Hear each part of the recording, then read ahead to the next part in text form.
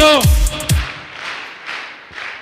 श्री अनुज sir की बात करूं, जब भी मिला मैं उनसे तो एक ही बात उन्होंने बोला अरविंद जी आप टाइगर हैं और टाइगर को कभी कोई प्रॉब्लम नहीं आती है, टाइगर इतिहास रच के दिखाता है। बहुत सुलझे हुए व्यक्ति हैं, जब भी मैं मिला हमेशा मोटिवेट करके भेजा। सर का बहुत बड़ा रोल है मुझे यहां तक पहुंचाने में। मैं जरूर चाहूंगा श्री अनुज सर के लिए जोरदार ताली होनी चाहिए, जोरदार।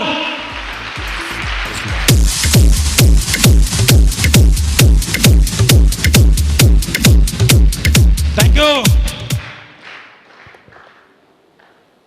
और बात करूं एक व्यक्तित्व की, आज मैं यहां पे हूं, जो भी कुछ हूं, शायद उन्होंने भरोसा नहीं दिखाया होता तो मैं यहां पे नहीं होता।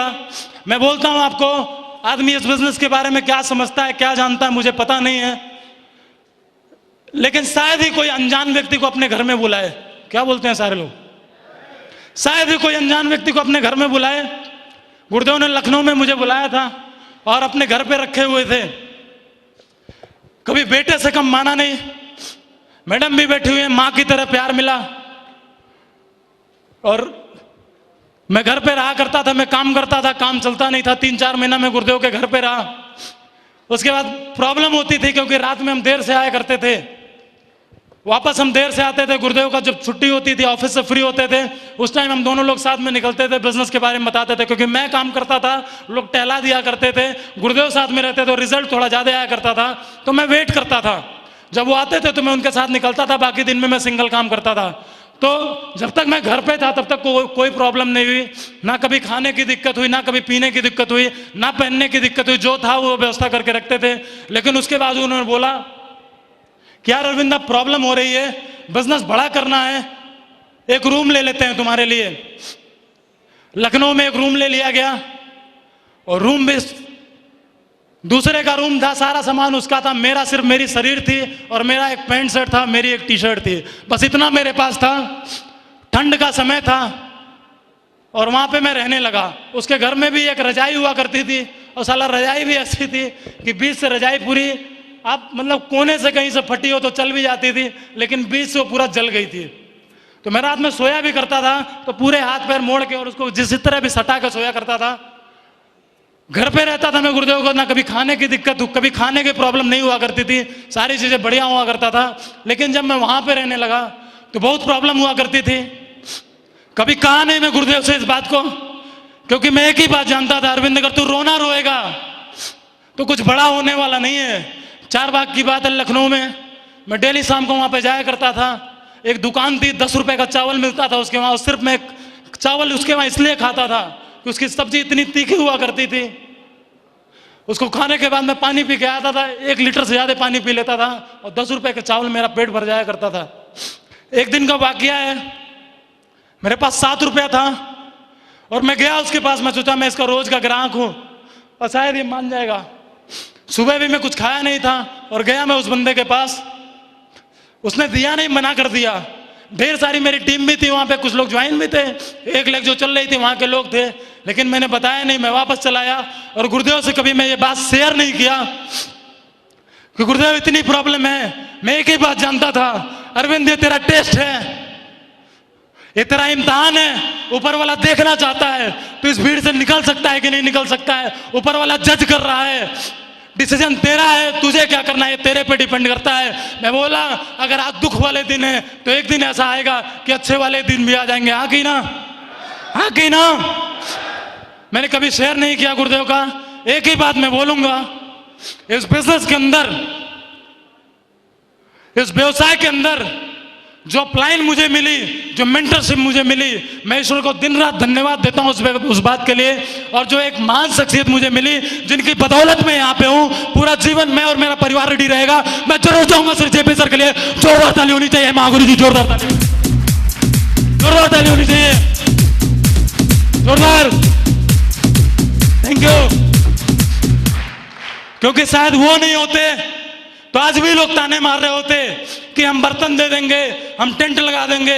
हमारा झोपड़ी का घर था और बारिश हुआ करती थी, घर के किनारे एक पेड़ हुआ करता था और जब भी बारिश और आंधी आए, पेड़ लिपस्टिक का पेड़ था, वो इतना बड़ा था साला, जब भी आंधी आए तो मम्मी पापा एक किनारे पकड़ के खड़े हो जाएं और घर के सारे लोग बाहर रहा करते थे।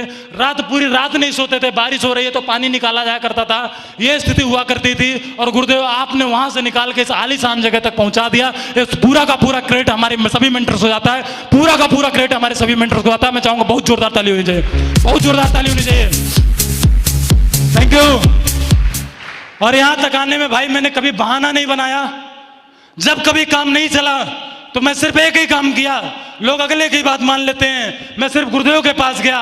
उन्होंने एक कहानी मुझे समझा के रखी थी। बोला बेटा ये तेरे ऊपर डिपेंड करता है, तू डायमंड बनना चाहता है कि नहीं बनना चाहता है, परिवार को दलदल से निकाल के लाना चाहता है कि नहीं लाना चाहता है, ये तेरे ऊपर डिपेंड करता है। और बोला इसका सिंपल सा एक फॉर्मूला है। और मैं बोला अगर फॉर्मूला पता चल जाए तो मजा आ जाए। तो उन्होंने एक ही बात बोला कि डेली सुबह तुमको जगना है और फोल्डर उठाना है और एक ही बात बोलना है। कंपनी 5 सेक्टर में काम करती है, शिक्षा, सेहत, फैशन, तकनीकी, सुरक्षा पद्धति, A3/24 जनकपुरी दिल्ली में कंपनी काम करती है। और सुबह से शाम तक इसको रटते रहना। और मैं जब भी काम नहीं चला तो सिर्फ और सिर्फ एक ही काम किया, उस प्लान को मैं दिखाया। और मैंने कभी ये इंतजार नहीं किया रात को 12 बज रहा है, उस टाइम पे भी अगर कोई प्लान देखता था तो भी मैं प्लान दिखाने के लिए रेडी रहता था। काम से कभी मैं पीछे नहीं आया, क्योंकि जब भी मैं कभी परेशान हुआ तो गुरुदेव का सहयोग रहा। जब भी कभी परेशान हुआ तो पीछे अपने परिवार का चेहरा एक बार मुड़ के देखा, और उसे देखने के बाद भाई मैं हमेशा मोटिवेट रहा करता था। मम्मी मेरी एक बात बोलती है, आज भी बोलती है, बहन को भी कंप्लेन रहता है, भाई भी बोलता है कि भैया आप घर नहीं आते हो। मम्मी बोलती है बेटा घर आ जाओ, मम्मी पापा वहीं पे मिल गए हैं। मम्मी मैं बोलता हूं मम्मी पापा एक जन्म तो दिए, एक मम्मी पापा और मिले जिन्होंने पाल के यहां पे पहुंचाया और स्टेज पे खड़ा क्या है। वो बोले बहुत बार ऐसा हुआ, दिवाली रही, होली रही, अगर टीम को जरूरत थी, अगर काम की जरूरत थी, अभी लास्ट दिवाली की बात करें, हमारे वहां फंक्शन था, अंबेडकर नगर में, हम गए नहीं। जब भी होली दिवाली हुआ करती थी घर से फोन आता था और लोग बोलते थे बेटा एक बार घर आ जाओ।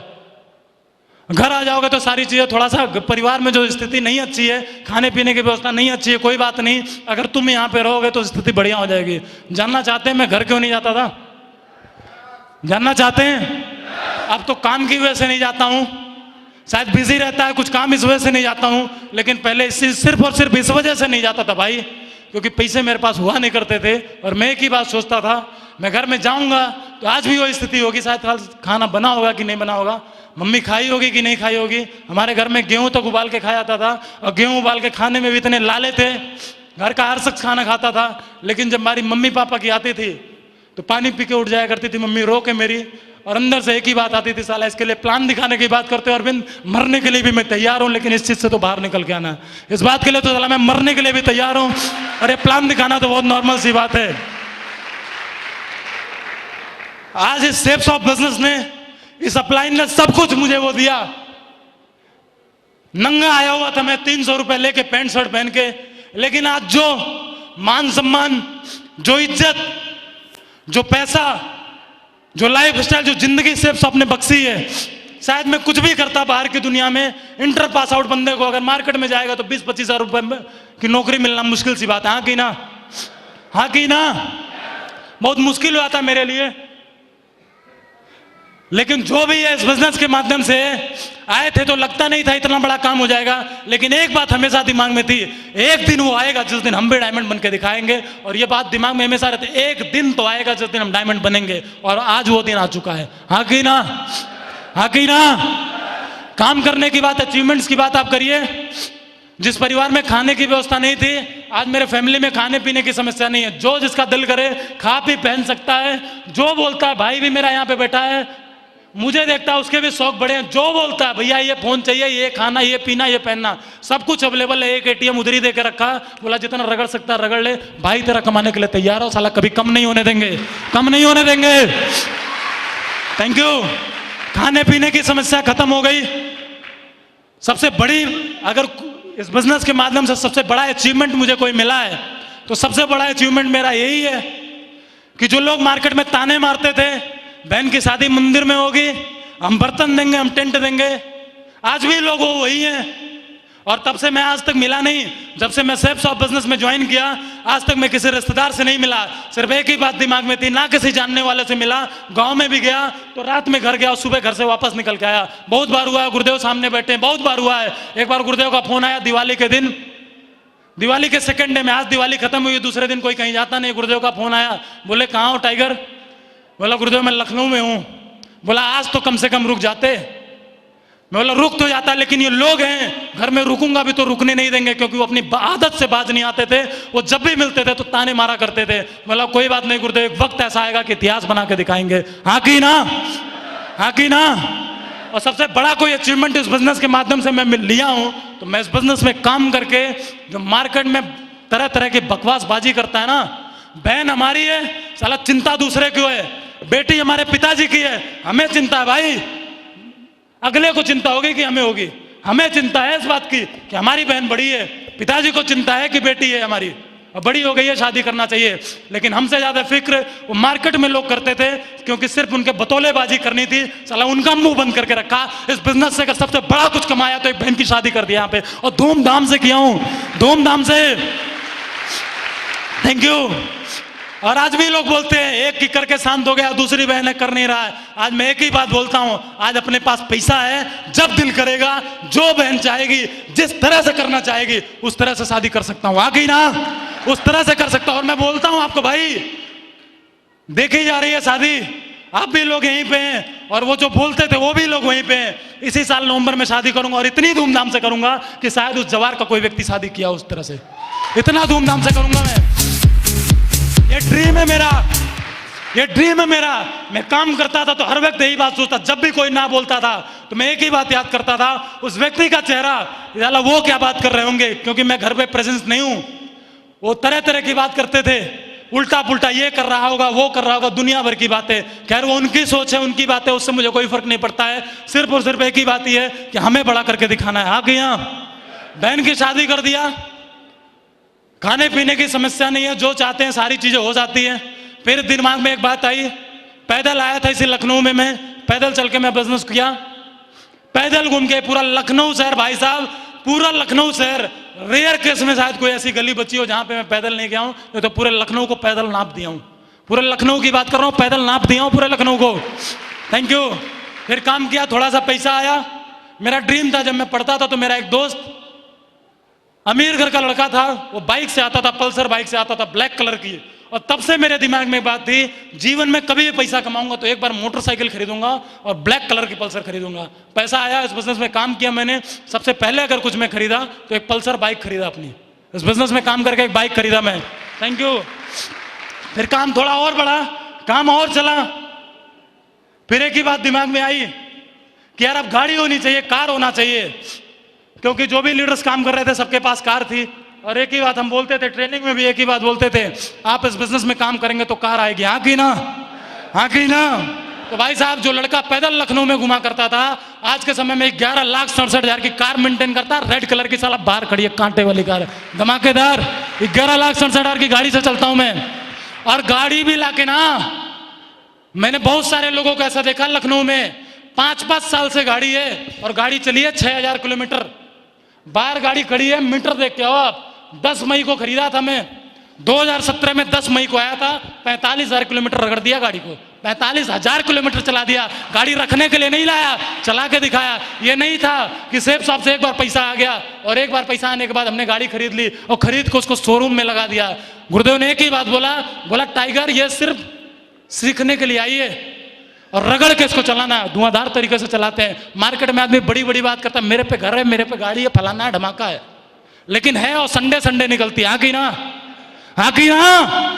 कुछ लोग भाई साहब ऐसी गाड़ियां हैं सिर्फ संडे को निकलती हैं, बच्चों को बिठा के आइसक्रीम 10,90 पे और 10,90 से वापस, और कहीं चलती नहीं है। और 5 साल में भी मीटर देखोगे तो साला 4,000 है, 4,000 है मीटर उनका, और इधर 45,000 है सेफ शॉप का टाइगर का। सही है। फिर एक कसक और थी कि मेरे पास घर नहीं है, मेरा झोपड़ी का घर है। तो घर में जहां पे घर है गांव में, वहां पे अभी कुछ भटा नहीं है और दुनिया भर के पंगे हैं। मैं बोला ज्यादा पंगा लेने की जरूरत नहीं है। गुरुदेव से मैंने बात किया, मैं बोला मजा नहीं आ रहा गुरुदेव रेंट उंट पे रहने पे। तो बोला बताओ क्या करना है। एक दिन हम लोग गए थे, असली वाकया मैं बताता हूं। एक दिन हम लोग गए थे रेंट पे रूम देखने। आप देखो इस बिजनेस की पावर कितनी है। रेंट पे रूम देखने गए थे, एक बंदा मुझे बताया जहां पे मैं रहता हूं, उन्होंने बताया कि भैया वहां पे जाओ आपको रेंट पे फ्लैट मिल जाएगा। हम लोग गए फ्लैट देखने के लिए और फ्लैट को देखा गया तो पसंद आ गया। आप सोच के देखो, जिस लड़के को लखनऊ में खाने की व्यवस्था नहीं थी, खाने के लिए परेशान हुआ करता था, फ्लैट देख के आए। मैं बोला गुरुदेव पसंद है। बोले क्या करना है?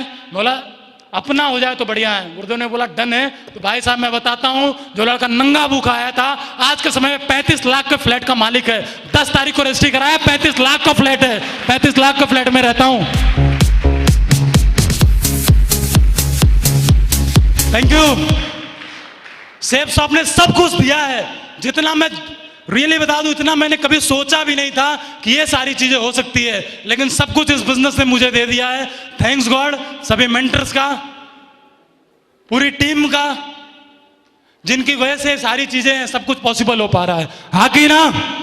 बाकी एक बात और रहती है, आदमी के दिमाग में रहता है पैसा आता है तो घूमना घामना चाहिए। हाँ कि ना? हाँ कि ना? बोल नहीं रहे सारे लोग, जलन हो रही है। यस, जलन हो रही है। बोला घूमने घामने की बात है तो महागुरु जी लोग इतने विजनरी हैं कि हम सोच भी नहीं सकते। घूमने घुमाने की बात आप करो, पूरे भारत में हमारे पास ये व्यवस्था नहीं थी कि 400-500 के रूम में रह सके। रजाई फटी है तो रजाई खरीद सके ओढ़ने के लिए, और गुरुदेव लोगों ने 5 स्टार होटल में दुनिया भर के घुमा के रख दिया। और एक ड्रीम था मेरा बचपन में, जब मैं हवाई जहाज को देखता था तो मेरा एक ड्रीम था, एक बार जिंदगी में कभी पैसे कमाऊंगा, स्थिति कुछ भी रहेगी, कुछ भी स्थिति रहेगी, जिंदगी में कभी पैसे कमाऊंगा तो हवाई जहाज में बैठना है। और कुछ लोग हवाई जहाज में बैठने का ड्रीम ऐसे पूरा करते हैं। बोला एक बार टिकट कटा लिया, लखनऊ से बैठा दिल्ली उतर गया 55 मिनट में, और दिल्ली से बैठा लखनऊ उतर गया। हाँ कि ना? और कुछ तो ऐसे भी होते हैं, बोला इधर से जाऊंगा ट्रेन से, उधर से आऊंगा फ्लाइट से, और एक ड्रीम अपना पूरा हो गया कि जहाज में बैठ गया। हाँ कि ना? हाँ कि ना? लेकिन थैंक्स गॉड हमारे महागुरु जी लोगों का विजन इतना बड़ा है। पहली बार में इस लड़के को बैठाया और 55 मिनट के लिए नहीं बैठाया, और इंडिया में चढ़ के इंडिया में उतरने के लिए नहीं बैठाया, एक ही बार बैठाया, साला हांगकांग में ले जाके उतारा। 6 घंटे बैठा रहा फ्लाइट में, लगातार 6 घंटे तक, 6 घंटे। Thank you, thank you.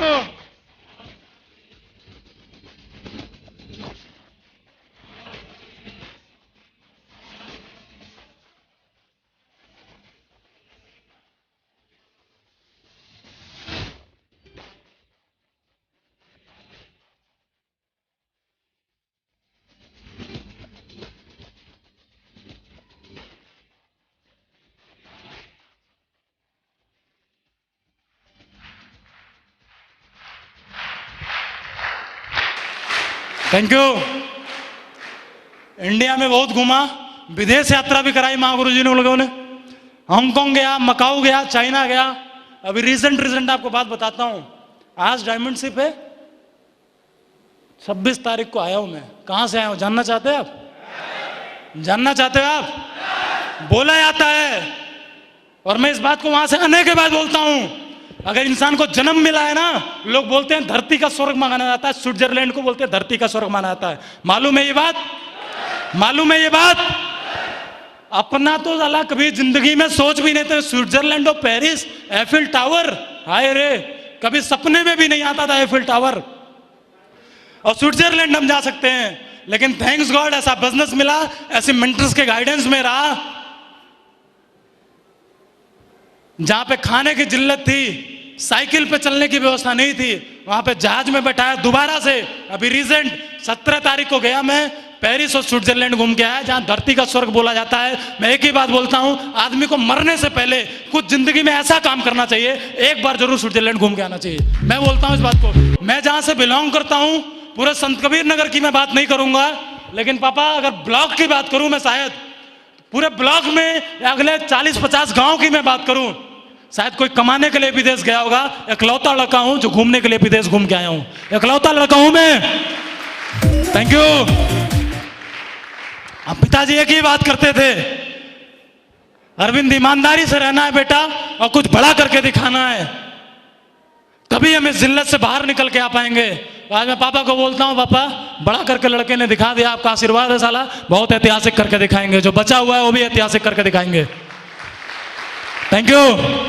यहां तक आने में मेरी टीम का बहुत सहयोग है, टीम के लीडर्स का, क्योंकि 95% लोग मेरे नेटवर्क में ऐसे हैं जो एज में मेरे से बड़े हैं, लेकिन इतना शानदार सिस्टम है, इतना रिस्पेक्ट करते हैं लोग।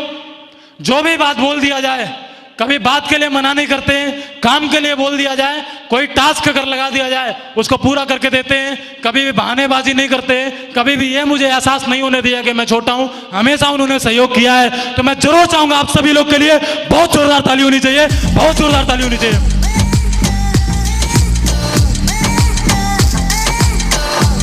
Thank you.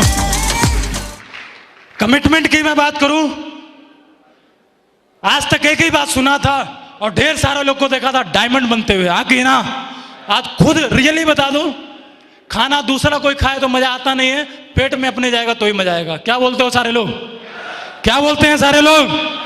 तो एक ही बात समझ में आया, खुद बनने के बाद एक ही बात समझ में आया है, आज एक अरविंद निकल के आया है यहाँ पे, एक वो बच्चा निकल के आया है, एक परिवार में आज खुशियां हैं, पीछे ढेर सारे लोग लाइन में लगे हुए हैं, लेकिन एक बात यहाँ पे खड़ा होने के बाद एक ही बात का कमिटमेंट है, गुरुदेव ईश्वर ने सांसें बख्शी रही इस जीवन में, इस दुनिया में मैं हूं, सांस ईश्वर ने बख्शी है, तो 1000 डायमंड बनाने से पहले इस दुनिया को छोड़ के जाने वाला नहीं हूं। 1000 पूरे होंगे तो भी यहां से जाएंगे, उसके पहले जाने वाला नहीं हूं। प्रेजेंट की कमिटमेंट की बात करें, गुरुदेव बात कर रहे थे 2 अक्टूबर को, फिर मैं वही बात रिपीट करता हूं, आगरा में भी मैंने बोला था 2 अक्टूबर को मैं उधर 6 डायमंड के साथ मिलूंगा। 2 अक्टूबर तक मेरी टीम से 6 डायमंड कंप्लीट हो रहे हैं, 6 और नए डायमंड बन रहे हैं, 6 नए डायमंड बन रहे हैं। बाकी गुरुदेव आप लोग का आशीर्वाद है, जिस तरह से है और मुझे मालूम है हमेशा बना रहेगा। आपको भरोसा दिलाता हूं मैं एक बात का, अभी तो शुरुआत हुई है, सीखा है हमने, खड़े होने का रास्ता पता चला, यहां तक आने का रास्ता पता चला है। आपको भरोसा दिलाता हूं मैं, जिस तरीके से जो सोचा है आपने, जिस तरह से आपने परवरिश किया है, मैं आपको एक ही बात बोलता हूं गुरुदेव, इस दुनिया के अंदर पूरे वर्ल्ड में नाम करके दिखाएंगे, आपका नाम रोशन करके दिखाएंगे। इन्हीं शब्दों के साथ मैं अपनी बात क्लोज करता हूं। Thank you, wish you all the best and go diamond.